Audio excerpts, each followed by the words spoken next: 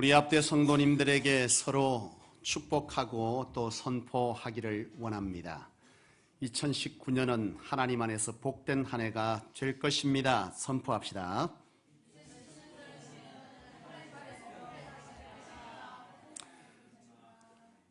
믿으십니까? 이를 위해서 여러분 지금 계속해서 말씀을 이어가고 있습니다. 여러분 이 말씀 없이 그저 긍정적으로 그렇게 생각하면 될 거라고 생각하는 것은 굉장히 불신앙이고 착각입니다. 여러분 조엘 오스틴의 긍정의 힘이라고 하는 것이 바로 그런 거죠.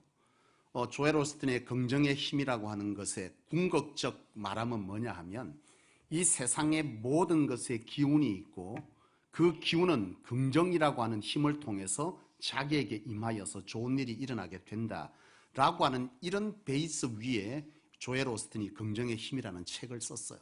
그런데 이런 배경을 모른 채 긍정이라고 하는 것을 신앙이라고 하는 것과 너무나 깊이 연관시키면서 이 책이 베스트셀러가 됐습니다. 누구에게요? 그리스도인들에게 말이죠. 그러나 사실은 이 조엘 오스틴이라고 하는 이 사람이 쓴 긍정의 힘이라고 하는 책은 굉장히 비신앙적인 근거 아래 쓰여진 책입니다. 여러분 그저 내가 잘 될 거다라고 생각하면서 되는 것이 아니라 이 하나님 앞에 축복은 어떻게 하는 사람이요? 취하는 자가 받는 줄로 믿습니다.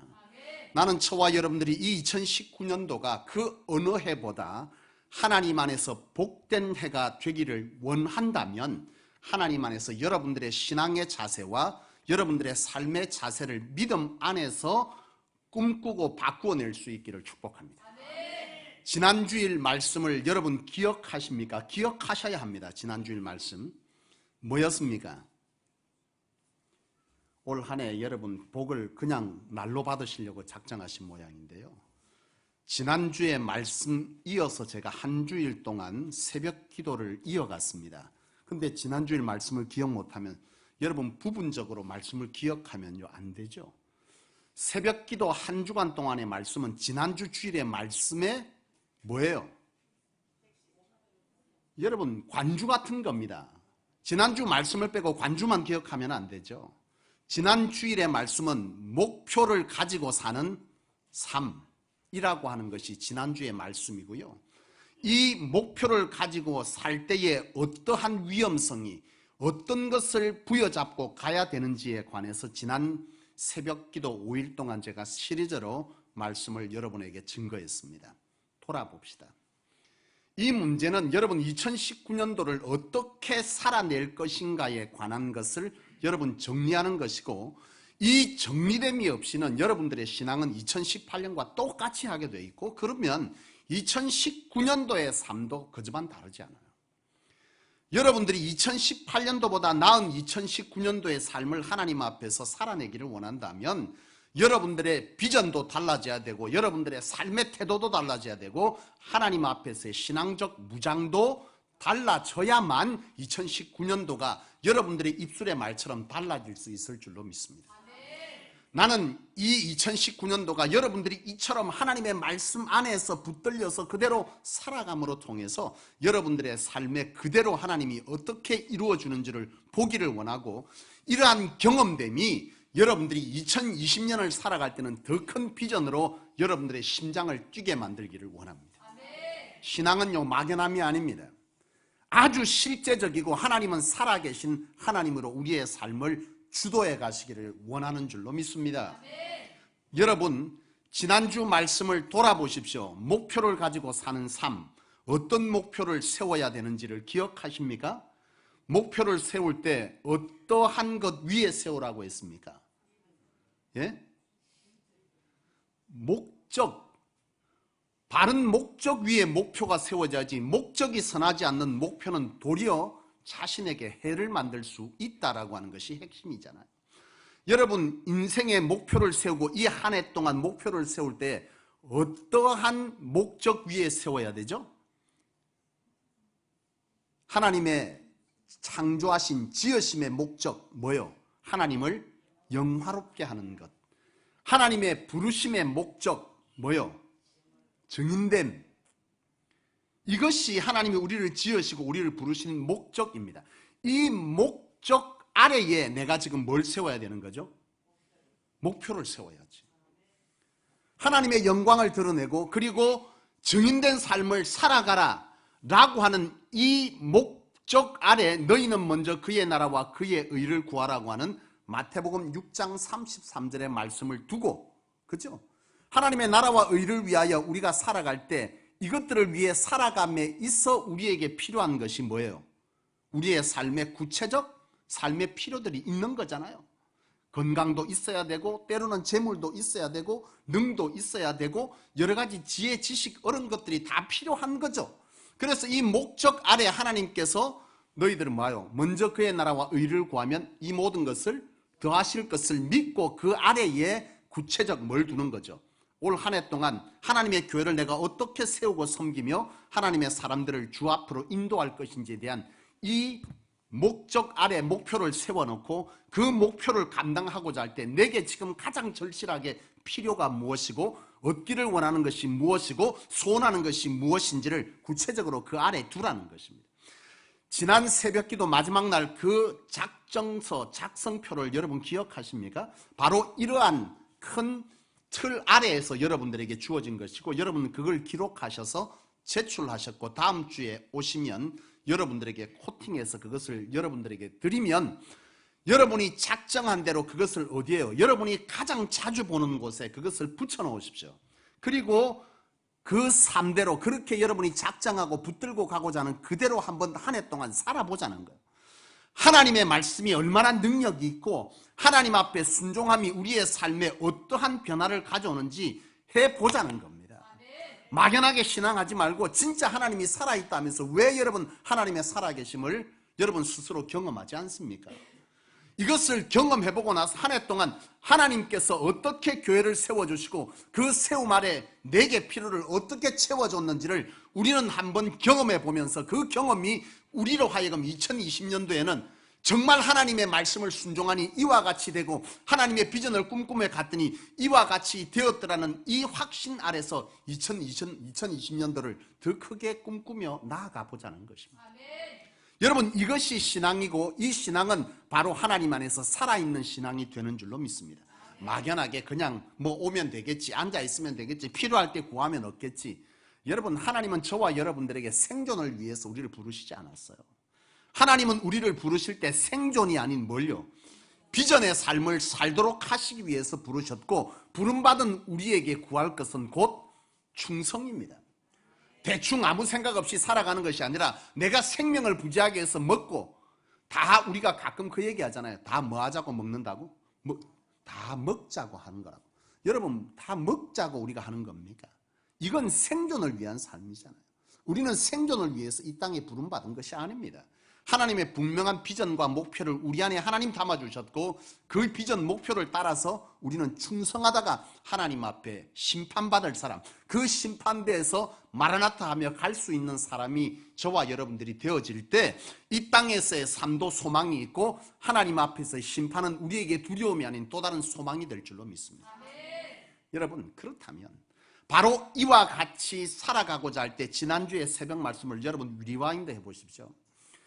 이와 같은 목표, 목적을 두고 목적 아래 목표를 두고 우리가 이와 같이 살려고 할 때 우리의 이 목표를 향해서 갈 때 가장 우리를 위협하는 것이 뭐라 그랬습니까? 두려움입니다. 왜요? 왜 두렵냐 하면 어제의 나와 오늘의 나는 특별히 변화된 바가 없죠. 우리는 오로지 무엇으로 나아가는 겁니까? 하나님 주신 비전에 대한 믿음으로 나아가는 것입니다. 그런데 우리는 과거의 내 실패의 경험, 내가 특별히 달라지지 않은 내 모습, 그리고 여러 가지 주변적 환경이 나를 막음으로 인해서 우리는 그것들을 맞닥뜨릴 때 뭐가 생기는 거죠? 두려움이 생깁니다.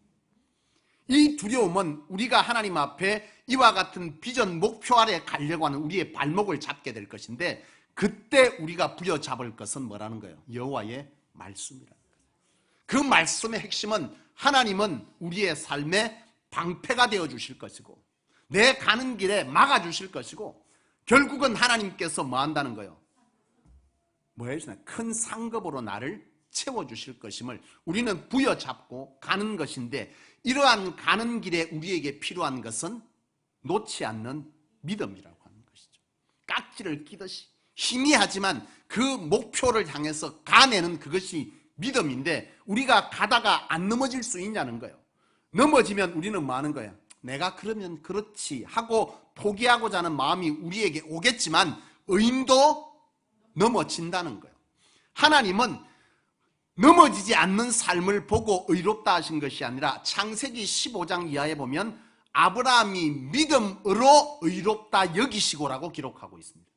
그의 믿음의 행위가 아닌 하나님 앞에서의 뭐요? 믿음의 행위를 성공했기 때문에 너가 의로운 것이 아닌 그 믿음을 부여잡고 가는 그 믿음의 자세를 보고 하나님은 의롭다 하셨다 이 말이죠. 우리가 구원받음도 우리의 행위에 의롭다한 행위가 우리를 구원합니까? 아니죠. 하나님을 믿는 예수 그리스도로 대속함을 받고 하나님의 나라에 가기까지 구세주로 영접하며 살고자 하는 이러한 믿음의 결단이 우리로 하여금 뭐 하는 거죠? 구원을 일으키는 거잖아요. 바로 이것이 의로움의 기초가 되듯이 오늘 저와 여러분들은 바로 그런 겁니다. 이런 믿음을 향해 나아갈 것인데, 이런 믿음을 향해 나아가면서 우리가 살아감에 필요한 것은 뭐라는 거예요? 감사라는 것이죠. 끊임없이 사단은 우리에게 감사가 아닌 불평을 주려고 하고 하나님과 우리의 관계를 뭐 하려고 합니까? 깨뜨리려고 하는데, 이때의 가장 중요한 것은 감사라고 하는 것이죠. 이 감사는 감사한 일이 있기 때문에 감사한 것이 아니라 내 삶의 어떠한 중에도 감사를 놓지 않는 것인데, 하나님은 우리로 하여금 살아갈 때 뭐라고 말씀하냐? 항상 기뻐하고 쉬지 말고 기도하고 범사에 감사라, 이것이 너희를 향한 하나님의 뜻이라고 말씀했다 이 말이죠. 그래서 우리는 우리의 삶의 범사에 감사를 통해서 사단이 하나님과 우리의 관계를 깨뜨리려고 하는 이것을 뭐 하자는 거예요? 막아내자. 그런 감사는 지금 내게 감사의 일이 없지만 범사의 감사는 곧 우리에게 뭐가 된다는 거예요? 마중물이 된다는 거죠. 하나님의 축복의 마중물이 되어서 이 감사를 드렸더니 뭐가 되는 거예요? 축복의 은혜의 물이 우리의 삶에 샘솟게 된다는 것이죠. 또한 네 번째 우리가 기억할 것은 바로 우리의 입술에 뭘 놓지 말라는 거예요? 찬송을 놓지 말라는 거죠.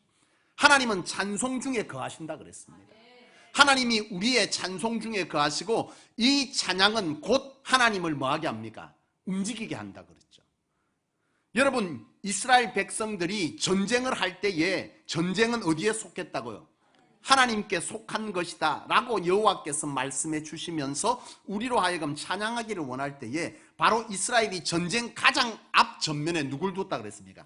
찬양하는 자들을 두었고, 바로 그 22장 20절에 보면 그들이 찬양을 부를 때에 라고 말합니다. 그들의 찬양이 시작될 때에 바로 비로소 하나님의 역사는 시작되더라는 것이죠.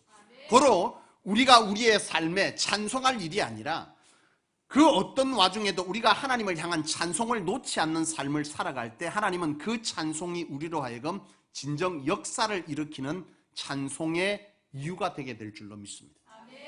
바라기는 여러분의 삶 가운데 찬양을 놓고 살지 마시기를 바랍니다. 어떤 중에도 찬송 부르십시오. 찬송을 부르세요. 찬송을 부르세요. 놀라운 일이 생깁니다. 찬송 부르세요. 이런 찬양도 있잖아요. 이 찬양이 왜 써여졌겠어요? 그가 찬양했는데 보니까 찬양 중에 거하시는 하나님을 그는 경험한 거예요. 그래서 이 찬양의 가사를 쓴 겁니다. 복음성가잖아요. 찬송을 부르십시오. 어떤 중에도요? 어려운 중에도, 고난 중에도, 환난 중에도, 앞이 보이지 않는 막연함 중에도 찬송을 부르세요. 찬송을 부르세요. 거듭 말하고 있습니다. 왜요? 찬송 부르기 어려우니까. 찬송 부르세요. 놀라운 일이 난 이게 아니고 찬송을 부르세요. 찬송을 부르세요. 여러분, 반복은 뭐예요? 그런 상황이 아님에도 불구하고 찬송을 불러보라는 거예요. 놀라운 일이 생길 겁니다. 나는 그것을 경험했어요. 그래서 나는 찬송을 부릅니다 라고 하는 이 가사를 여러분 기억해낼 수 있기를 원합니다. 그런데 이러한 삶을 살아갈 때 우리가 가장 놓지 말아야 될 것은 기도라고 하는 거죠. 이건 우리의 육신적 의지만으로 되는 것이 아니에요. 이 속에는 우리가 견뎌내기 위한, 두려움을 이기기 위한, 말씀을 부여잡기 위한, 감사와 찬송의 노래를 부르기 위한 성령님의 역사심, 내주하심이 우리 가운데 있을 때 우리는 성공해낼 수 있기 때문에 이런 모든 역사는 기도 외에는 일어날 수 없다라고 하는 이 사실 앞에서 우리는 기도를 놓지 말아야 하는 것입니다. 이런 기도를 통해서 우리는 이것들을 이룰 수 있어요. 자, 여러분 다시 돌아가서 하나님 앞에 영적 무장을 우리는 해야 한다 그랬죠. 그죠? 목표를 세웠으면 영적 무장과 우리의 삶에 뭐요? 충성의 열심이 있을 때 그 속에 하나님은 열매 맺어 주심이 있을 것이다 라고 그랬습니다. 영적 무장은 예배와 말씀과 기도와 헌신일 것이고, 바로 우리의 열심은 뭐 하는 거죠? 우리의 삶의 열심을 충성으로 바꾸는 그런 열심이 우리 안에 있어야 됩니다. 이거는 오늘 두고 자, 이 부분을 보자는 거죠. 예배, 말씀, 기도, 헌신을 우리가 해내야 우리의 영적 무장이 있게 될 것이고, 이 영적 무장은 곧 하나님의 다스림을 불러 우리의 삶에 하나님의 축복을 일으킨다라고 하는 이런 원리가 있습니다. 신앙적 원리가. 지난 우리 새가족부 마쳤는데 새가족부 기억하시죠? 하나님의 다스림의 원리 뭐요? 하나님의 다스림을 받을 줄 알아야 다스림을 받고 살 텐데, 이 기자 보면 헛방입니다. 하나님의 다스림은 어떻게 받는 거죠? 예배와 말씀과 기도를 통해서 다스림을 받을 수 있고, 바로 이런 다스림은 능력이 되어서 우리의 삶에 하나님의 권능이 나타날 것인데, 이 권능으로 하나님께서 우리에게 원하시는 것은 헌신, 사명이다라고 하는 것이죠. 자, 그런데 여러분, 이처럼 예배와 말씀과 기도와 헌신을 성공시키려고 하면 바로 이것이 신앙 안에서 성공적 삶이라고 말할 수 있는데, 오늘 말씀의 제목이죠. 뭡니까? 승리하는 신앙. 이런 승리하는 신앙, 예배, 말씀, 기도, 헌신을 성공시키는 이런 신앙을 살고자 할 때 이것이 곧 우리의 삶의 다스림을 일으키고 하나님의 권능 역사를 일으키게 될 것인데, 바로 이런 삶의 다스림을 일으키기 위해서 이와 같은 예배, 말씀, 기도, 헌신을 성공시키려면 반드시 우리의 삶에 필요한 자세는 겸손이라는 것입니다. 여러분, 구원도 겸손으로 이루어집니다. 회개라고 하는 이런 우리 안에 역사가 있어야 구원이 일어나죠. 여러분, 구원을 어떻게 받는 겁니까? 아, 예수가 있습니까? 아, 그러면 됩니까? 지식이 구원을 하는 게 아닙니다. 진정 내가 하나님 안에서 죄인이고 이 죄를 해결받아야만 내가 구원받을 수 있다는 사실을 알고 하나님 앞에서 죄에 대한 뭐가 있는 거죠? 회개함이 있어야죠. 그리고 이 죄를 해결해 주신 주 예수가 나의 삶의 구사주라는 사실을 믿고 그분의 통치함을 받고자 하는 영접의 삶이 이루어질 때 비로소 구원은 우리 삶에 이루어지는 것이죠. 이처럼 여러분, 이와 같이 하나님 앞에 구원도 그러하듯이 뭐가 있는 자가요? 겸손이 있어야 회개가 되지. 내가 죄가 없다라고 하는 이런 교만이 어떻게 회개를 일으키냐는 거죠. 내가 철저하게 죄인된 이러한 겸손이 있을 때에 내가 하나님 앞에 회개가 이루어지는 것이고, 이 회개 위에 구원의 역사는 있는 거예요. 예배도 마찬가지입니다. 예배의 핵심은 뭐냐? 하나님의 하나님 되심을 인정하는 거예요. 내 삶을 내가 책임져 살 수 있는 자는 예배할 필요 없습니다. 왜 예배합니까? 내가 하나님 안에서, 하나님에 의해서 내가 죽고 살고 살아갈 수 있음을 아는 사람이 뭐 하는 거예요? 예배하는 겁니다. 예배는 하나님이 내 삶의 창조자여 주관자 되심을 인정하는 사람이 그를 향해서 경배하는 행위이고요, 그 경배 아래에서 여호와께서 주신 말씀을 내가 내 삶에 받고 깨닫고 깨우침으로 그 뜻을 따라 살고자 함이 이 예배 가운데 순종으로 있는 것입니다. 이것이 예배라고 할 때 이 예배가 온전히 예배되게 하는 것은 그 속에 뭐요? 하나님을 하나님 되게 인정하는 이와 같은 겸손이 핵심인 거죠. 내 마음대로 내 능력으로 살 수 있는 사람은 예배할 필요가 없습니다. 뭐 하려고 와요? 예배할 필요 없어요. 내 힘으로 살 수 없기 때문에 여호와 하나님을 하나님으로 인정하고 그분 앞에 겸손히 나아가 그분의 도움을 간청하는 거죠. 이게 예배잖아요. 이스라엘 백성들의 예배가 왜 하나님 앞에 상달되지 못했습니까? 그들의 예배가 형식이었거든요. 왜요? 이 형식은 그들의 삶에 뭐가 찾아온 거죠? 교만이 찾아온 거예요. 하나님 없이 된다는 거예요. 하나님 없이 우리가 지금 잘 살고 있다는 거예요. 지금 내가 이 풍요로움은, 이 부유함은 하나님과 상관없다는 거예요. 입술로는 뭐라는 거예요? 하나님 없이 살 수 없어요. 그런데 하나님 앞에 온전한 예배가 드려지지 않는 거예요. 하나님은 그들의 예배를 받을 수 없죠. 그들은 교만했습니다. 그들에겐 철저하게 뭐가 필요한 것이죠? 겸손이 필요했던 거죠. 하나님 없이 살 수 없음을 고백하는 이 간절함의 겸손이 예배의 질을 바꾸는 것입니다. 여러분들이 예배에 성공하고 싶다면 바로 이런 우리 안에 교만을 떨쳐버리고 하나님 없이 살 수 있음을, 살 수 없음을 인정하는 이러한 겸손 아래에 하나님께 나아가는 예배가 있을 때에 여러분들의 예배는 살아날 수 있어요.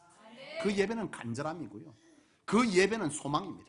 하나님이 하나님 되시기 때문에 그분 아래 소망이 있고, 그분 아래 내 소원의 이름이 있고, 그분 아래서 나는 살아갈 수 있는 용기가 있기에 이 예배는요, 하나님 앞에서 은혜인 거예요. 예배의 핵심은 뭐라는 거예요? 겸손이에요. 여러분, 말씀의 순종도 마찬가지입니다. 우리가 왜 말씀에 순종하지 못하나요? 교만해서 그렇습니다. 하나님의 말씀대로 안 살아도 세상의 지식대로 내 방법대로 살아갈 수 있다는 이러한 영적 교만이 우리 안에 지배되어져 있는 거예요. 이건 언제적 삶입니까? 옛 모습을 버리지 못한, 보라 이전 것은 새 것이 되었다고 말씀하셨지만 오늘 우리는 여전히 옛 뭐요? 구습을 쫓아 살아가고자 하는 이런 습성이 우리 안에 있는 것입니다. 내가 하나님이면 이 말씀 없이는 진정 하나님 안에서 바른 뜻을 이루지도 못하고 승리할 수 없다는 사실을 알면 말씀에 순종하게 되어 있죠. 베드로가 예수님을 만나서 예수님 앞에 부름받을 때 경험한 경험이 있습니다. 예수님께서 베드로를 처음 만날 때 베드로는 뭐하고 있었냐 하면 고기를 잡고 있는데 실패했어. 밤새도록 그물질을 했는데 한 마리도 잡지 못하고 정말 지친 상태로 그물을 씻고 있습니다. 그때 주님을 만나는 거예요. 근데 그 주님께서 베드로에게 오셔서 하신 말씀은 너는 뭐 하는 거예요? 깊은 곳에 그물을 던지라는 것이죠. 여러분, 눈을 뜨십시오. 나는 지금 환장하겠구만. 2019년도 여러분 삶을 달리 하셔야 됩니다. 막연하면 여러분의 신앙에 막연하면 여러분의 삶을 바꾸지 못해요. 하나님은 살아계십니다. 말씀은 능력입니다. 이대로 살아갈 때 여러분의 삶은 확연하게 달라질 겁니다. 그렇게 행한 자와 막연함에 살아온 한 사람이, 이 두 사람은요, 연말이 되면 그 해를 거듭할수록 그의 삶은 확연하게 달라지게 돼 있어요. 나는 이것을 수도 없이 봤습니다. 사랑하는 여러분, 눈을 뜨십시오. 나는 지금 너무나 지금 마음이 뜨겁습니다. 여러분의 삶을 바꿔야 될 책임이 내게 있으니까요.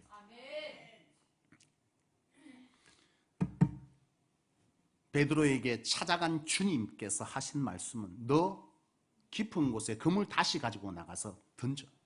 근데 여러분 기억하시나요? 그 시간에 깊은 곳에 물고기는 없다가 어부의 경험입니다. 지금까지의 경험이고 자기가 아는 지식이고요. 베드로가 알고 있는 예수님은 목수의 아들입니다. 어부의 아들이 아니에요. 철저하게 자기가 알고 있는 지식, 경험, 연륜 이런 것들을 모두 내려놓는 겸손이 요구되고 있는 겁니다. 순종은요, 겸손이 있을 때 순종할 수 있어요. 순종하지 않는 것은 교만 때문에 그렇습니다. 바로 이와 같이 뭐 하는 거죠? 베드로가 순종할 때에 거기에 뭐가 있은 거예요? 하나님의 역사는 있더라는 거예요. 말씀의 역사는 어디를 근거한다는 거예요? 겸손에서 순종이 가능해지는 겁니다. 여러분, 나만 장군이 어떤 사람입니까? 군대 장관입니다. 세상의 모든 것들을 다 가진 사람. 이 사람이 나병이 걸려서 누구를 찾습니까? 엘리사를 찾습니다. 이 군대 장관은 폼나게 많은 종들을 데리고 많은 재물을 가지고 왔습니다. 그런데 엘리야가 만나주지도 않고 종을 시켜서 요단강에 몸 7번 담그고 돌아가라고 얘기를 하는데 이 나만이요 너무 자존심이 상한 거예요. 상식적이지 않은, 비상식적인 엘리사의 이 행동을 통해서 나아만이 화가 나가지고 이런 어떤 강은요, 요단강은 우리 아람에도 천지로 있다. 내 그냥 가겠다 할 때 그 종이 붙잡았어. 여기까지 왔으니 뭐 하자는 거예요? 순종하자는 거예요. 지금 나만에게 필요한 것은 뭐겠습니까? 순종이란 말은요, 딱 연결된 게 있어요. 순종 이꼬르 뭐요? 겸손입니다. 겸손하지 않은 자는 절대로 순종할 수가 없어요. 내 지식이 훨씬, 내 경험이, 내 연륜이 앞서는 사람은 순종할 수가 없어요. 지금 나만은요, 세상에서 부러운 게 하나도 없는 사람이에요. 단지 지금 답답한 것은 병들은 것 외에는 답답한 게 하나도 없는 사람. 지금 나만에게 요구되는 건 바로 이걸 뭐 하는 거예요? 내려놓는 겸손이 요구되고 있는데, 나만이 이걸 내려놓자 역사는 일어납니다. 요단강에 벌거벗고 들어갔는데 여러분 생각해 보세요. 살이 온데 얼마나 창피하겠어. 최고의 군대 장관이 사람들이 보는 데서 저 사람 벌거벗고 뭐 하는 거야? 다 쳐다보는 데서 들어가는 것은 그에게 최고의 자존심 내려놓는 거예요. 이 겸손을 요구하고 있는 거예요. 순종은 철저하게 뭘 요구하는 거죠? 겸손을 요구하고, 하나님의 말씀 앞에서는 뭐가 필요한 거예요? 겸손. 이 겸손이 있어야 순종이 가능해집니다. 우리가 왜 말씀을 하나님의 말씀으로 행하지 못하느냐 하면 내 안에 뭐요? 지금까지 살아왔던 경험, 지식, 연륜, 이런 것이 하나님의 말씀보다 더 위에 있는 교만 때문에 그렇습니다.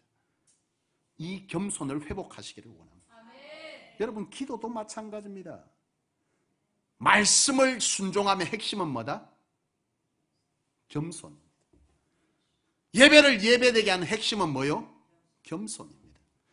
기도를 기도되게 하는 것도 겸손입니다. 기도는 누가 하는 거죠? 기도는 누가 할 수 있는 겁니까? 하나님 앞에 내 자신이 온전히 하나님으로 살 수 있음을, 하나님만으로 됨을 아는 사람이, 하나님으로 해결됨을 아는 사람이 하는 게 기도입니다. 내 스스로 되는 자는 예배뿐만 아니라 기도도 할 수가 없죠. 내가 기도하지 아니하면 곧 내 안에 뭔가요? 교만인 거죠. 하나님 도움 없이도 살아갈 수 있다는 이 교만이 있으면요, 기도하지 않습니다. 하나님 아니면 안 된다고 생각하는 사람은 기도하게 돼 있는 거죠. 저와 여러분들이 이 기도를 회복해야만 합니다. 헌신도 마찬가지입니다. 헌신도 여러분, 이 겸손이 있어야 온전한 헌신이 돼요.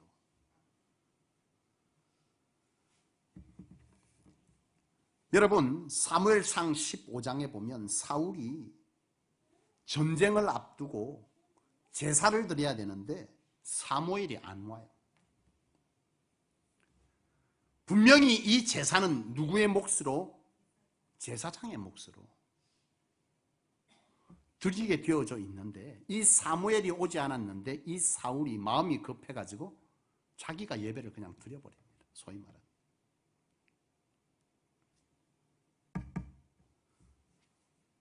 하나님께서 굉장히 진노하셨습니다. 하나님께서 주신 것은 뭐죠? 주신 말씀이 있습니다. 사울에게 순종이 제사보다 낫다.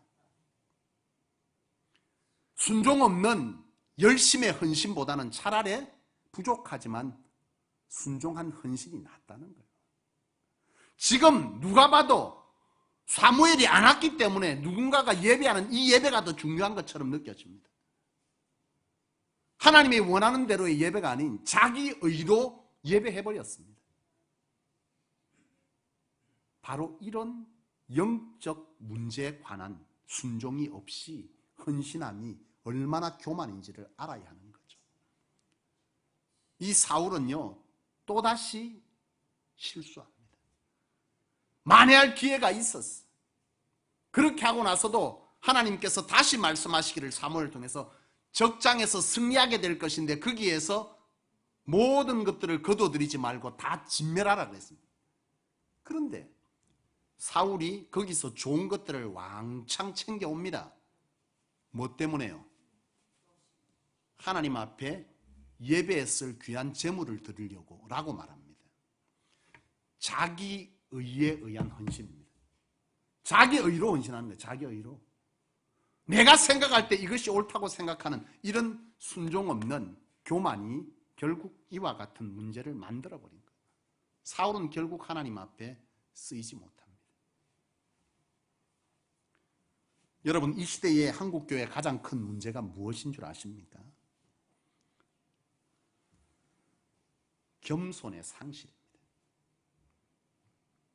이 시대의 교회가 과거에보다 훨씬 아름다운 성전을 가졌습니다. 훨씬 많은 지식인들이 교회 안에 차고 넘칩니다. 많은 시스템이 교회 안에 들어와 있습니다. 첨단 기계들이 들어와 있습니다.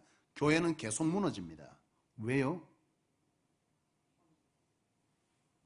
순종이 없어요. 이 시대의 영적 권위가 다 상실되어졌습니다. 집사님이 안수 집사님을, 권사님을, 장로님의 멱살을 잡습니다. 장로님이 목사님의 멱살을 잡습니다. 이게 여러분 무엇에 기인한 거죠? 순종이 없는 거예요. 교만입니다. 순종은 곧 어떤 사람이 하는 겁니까? 겸손한 자가 할 수 있는 거예요. 내가 생각할 때 이것이 옳은 거예요. 내 방법이 옳은 거예요. 세상의 많은 경험, 지식을 계속 앞세우는 거예요. 이것이 결국 지금 한국 교회를 무너뜨려 버렸어요. 지금 교회 시스템은요, 최첨단입니다. 그것들이 교회를 살려낼 수 없어요. 지금 교회 안에 여러 가지 방법들, 시스템들, 기계들, 초호화판이고 굉장히 멋진 방법들이 다 동원되지만 교회가 점점 상실되어지는 것은 뭐냐 하면 순종이 상실되어지고, 이 순종은 곧 내가 아는 것이 맞다라고 한 겸손의 상실이 곧 순종을 무너뜨립니다. 사랑하는 여러분, 오늘 고린도전서 15장 10절에 바울은요, 나의 나된 것은 하나님의 은혜라는 말. 나의 나된 것은 하나님의 은혜로고 모든 사도보다 더 많은 것을 내가 수고하였으나 내가 한 것이 아니라고 말합니다. 철저한 겸손을 고백하고 있는 것이죠. 헌신은 이와 같이 하는 겁니다. 사랑하는 여러분, 디모데후서 2장에 보면 그릇에 대한 비유가 있어요. 주인이 쓰는 그릇이 어떤 그릇인지를 기록하는데 거기에 보면 어떤 그릇이 있습니까? 집에는 금그릇도 있고 반짝반짝 빛나는 은그릇도 있고 나무 그릇도 있고 질그릇도 있는데 여러분은 어떤 그릇을 쓰시겠습니까? 여러분은 어떤 그릇 쓰고 싶습니까? 예? 이 비유의 핵심은 뭐예요? 가끔 우리는 우리 안에 이 피해의식이 있는 것 같아요. 제가 한번 이거를 설교하는데 이 뒤에 얘기도 안 했는데 뭐라는 줄 아십니까? 질그릇. 왜? 내가 질그릇이거든. 하나님은 질그릇을 쓰세요. 왜? 없는 것들을 들어서 이러고 하니까 나는 없기 때문에 무조건 나를 쓴다는 거예요. 뭔 소리 하고 있어? 지금 이 핵심은 금그릇, 질그릇, 나무그릇이 중요한 게 아니라 주인이 쓰기에 합당한 그릇이 중요한 거죠. 세상의 덕지덕지 교만과 여러 가지 지식, 상식, 자기의 경륜 이런 것들로 덕지덕지 붙인 건 금그릇도 안 쓰겠다는 거예요. 하나님이 쓰는 것은 어떤 그릇요? 깨끗한 그릇을 쓰시겠다는 거예요. 어떤 깨끗한 그릇? 하나님 앞에서는 뭐든지 내려놓을 수 있는 겸손의 그릇을 말합니다. 이 그릇을 쓰시겠다는 거예요. 오늘 우리에게 진정 이와 같이 이 2019년을 바꾸고자 하는 여러분 안에 충성과 여러분 안에 열정과 열심이 있다면 바로 영적 무장에 관한 이와 같은 것들을 성공시켜야 될 것인데, 여러분 겸손을 회복하십시오. 핵심은 겸손입니다. 겸손이 없으면 예배도 실패하고 기도도 실패하고 말씀도 안 들어오고 다 실패해요. 저는요, 제가 사역하면서 가끔 제가 아닌 주의 종들이 가끔 방법적인 면에서 서툴 수는 있으나 종에 관한 것에 대한 확신을 두고 지나치게 요구할 때가 있을 때가 있어요. 저도 혹시 그럴 수 있을지도 모르겠습니다. 왜 그럴까요? 가끔 그렇게 하면요, 성도들이 그래요. 아이고, 꼭 그렇게 대접을 받아야 되겠습니까? 대접을 받으려고 하는 게 아니고 뭐요? 주의 종이 주의 종으로 보이지 아니하면 여러분들의 신앙은 다 끝나는 거예요. 예배할 때 뭐 하는 거예요? 이 시대에 많은 성도들이 예배 시간에 말씀을 듣고 그 말씀에 겸손히 내 삶을 돌아보고 회개하고 돌이켜 결단하지 아니하고 뭐합니까? 판단하고 있습니다.